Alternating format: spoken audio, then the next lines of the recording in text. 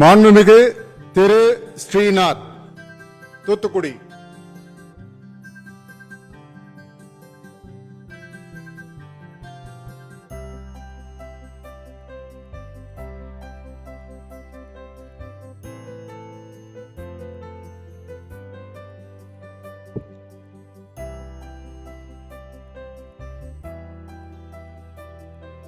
சட்டமன்ற பேரவை உறுப்பினராக தேர்ந்தெடுக்கப்பெற்ற ஸ்ரீநாத் என்னும் நான் சட்ட முறைப்படி நிறுவப்பெற்றுள்ள இந்திய அரசமைப்பு சட்டத்தில் உண்மையான நம்பிக்கையும் பற்றுறுதியும் கொண்டிருப்பேன் என்றும் இந்திய நாட்டின் இறையாண்மையையும் ஒருமைப்பாட்டையும் நிலைநிறுத்துவேன் என்றும் நான் மேற்கொள்ள இருக்கும் கடமையை நேர்மையுடன் நிறைவேற்றுவேன் என்று